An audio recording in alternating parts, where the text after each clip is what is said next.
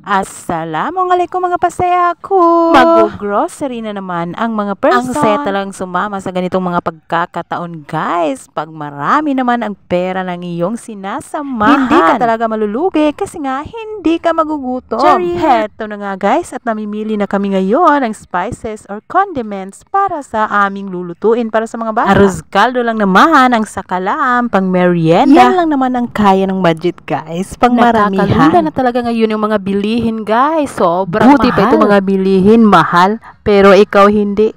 Sadyang napakasakit lang talagang marinig ang katotohanan. Ouch. Ang pagnanakaw sa malimman ay malaking halaga ay isang kaya Kamatis. Bamasa pa papansada? ay makukunin sa Ano ka? Okay. Paminta. isang paalala mula sa super. Pwede may kwali ng babawa nga. Pwede naman sa... Okay, kasila kay? Ang sarap talaga mamili, guys. Ikaw na lang yung malilito kung saan dyan ang pipiliin mo or bibilhin mo. Kung marami lang talaga tayong pera, guys, kuha lang tayo ng kuha. Pero pinaginawa, kadyabat. Katulad ng mga madam natin, guys, sobra talaga silang masipag, palaban, at matiisin. O kaya't ang mahihiya na ang mga problema sa kanila, guys. Kasi wala lang sa kanila yung mga problemang napagdaanan nila. Lahat ay nalulutas kung naman. Hindi naman malutas-lutas, yung problema na lang yung problema sa problema Ganon nila. Yun. Ewan ko nga ba kung naiintindihan niyo ako, guys. Basta yun na yun. Bitaw, guys. Sa tinuod lang jud uy. Ayaw jud suluha ang problema. Oy, sige huna-huna. Pero sahay, dili man jud nimo malikayan. Lalong-lalo na pagbukas mo sa wallet mo, toing kapos. Basta may nandaganang senaryo, ayaw pagwari nga yan. Kay bude, malupog ko ng kaya lahat ng oras. May pera man o wala, maghunos dili ka. Ayan na nga, guys. Kumuha na si madam ng manok para nga sa ating arroz caldo. Ito na yung kinuha namin, guys. Kasi nga, wala yung dapat naming bilhin. Yung buong manok. Ito is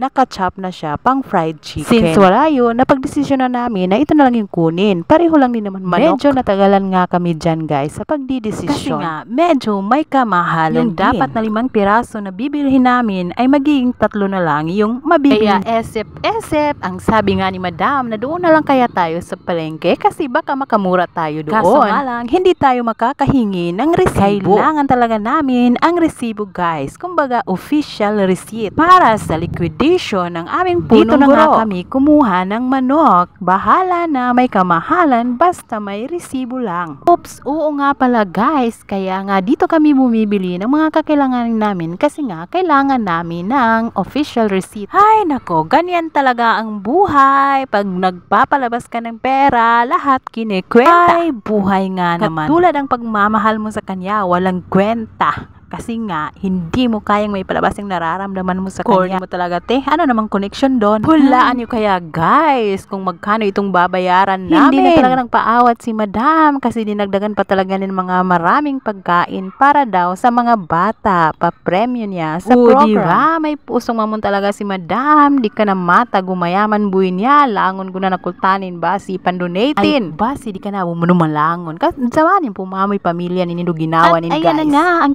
hintay, bayaran time. Nilalabas na nga niya yung mga tumataginting niyang mga pera. Hanggang dito na lang muna, guys. Maraming salamat sa panonood. Labi-labi-dabs!